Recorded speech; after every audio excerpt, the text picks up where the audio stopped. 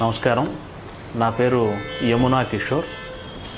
వృత్తిపరంగా నేను ad film మేకర్ని, అంటే వ్యాపార ప్రకటనలు తయారు చేస్తూ ఉంటాను. భారత సాధన సమితి వాళ్ళు చేస్తున్న ఈ కృషి చాలా గొప్పగా ఉంది.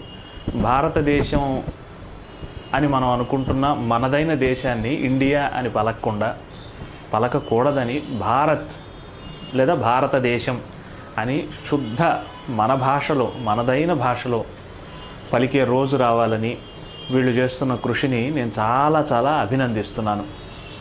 ఈ విషయం, ఈ స్పృహ ఈ రోజుల్లో ఉన్న ప్రతి యువతకి కలిగించాలి. అది చాలా అత్యవసరం. భారతదేశ గొప్పతనాన్ని గురించి ఎంతమందో ఎన్నో చెప్పారు. దాని గురించి ప్రతి రోజు మనం ఎన్ని రోజులు స్మరించుకున్నా అది తరగనంత నిధి. మీకు ఒక చిన్న ఉదాహరణ చెప్తాను. సుబ్రహ్మణ్య భారతియార్ తమిళ జాతీయ కవి ఆయన ఒక మాట అన్నారు, ఒక లైన్ ఉంది. భారతదేశమెంద్రు పెయర్ సొల్లువార్ మీడి భయం కొల్లువార్ తుయర్ పగై వెల్లువార్. ఇది భారతదేశ గొప్పతనాన్ని గురించి ప్రపంచం భారత్ అని ఎంతగా తపించిపోతోంది, భారతదేశాన్ని గురించిన గొప్పతనాన్ని గురించి ఎంతగా చెప్తోంది అనే విషయం గురించి ఈ పాటలో ఆయన వర్ణించారు. ఈ పాటలో వీలుంటే వినండి.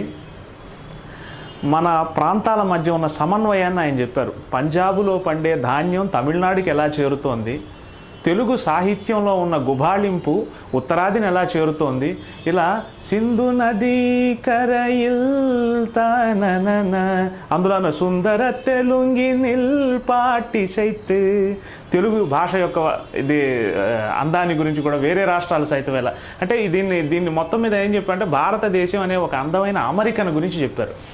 అటువంటి గొప్పతనాన్ని మనం వదిలేసి అసలు మనది అఖండ భారతం, బర్మా మొదలుకొని ఆఫ్ఘనిస్తాన్ వరకు ఉండాల్సిన అఖండ భారతం దురదృష్టవశాత్తు ఓ రెండు చిన్న ముక్కలు పోయి మనకు మిగిలింది కొంచెం. ఈ ఉన్నదానికైనా మనం భారత్ అని గర్వంగా చెప్పుకునే రోజు మనకు కావాలి. గర్వంగా చెప్పుకోవాలి, నీదే దేశం అంటే నాది భారతదేశం.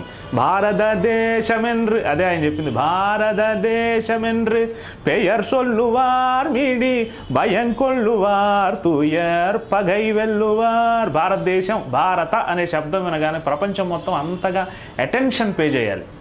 అటువంటి ఒక గొప్ప లక్ష్యం కోసం కృషి చేస్తున్న భారత సాధన సమితి వాళ్ళని నేను మరీ అభినందిస్తున్నాను. మన రవీంద్రనాథ్ ఠాగూర్ అన్నట్టు ధనో ధాన్య పుష్పే భోరా ఆమార్ దేశే బోషుంధోరా తహార్ మాఝే ఆశే దేశక్.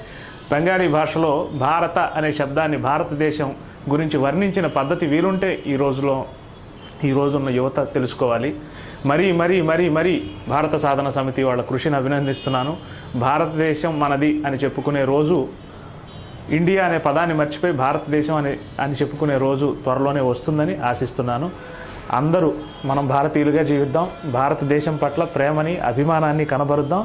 మనం అంతా ముందు భారతీయులం, తర్వాతే మరి ఇంకేదైనా.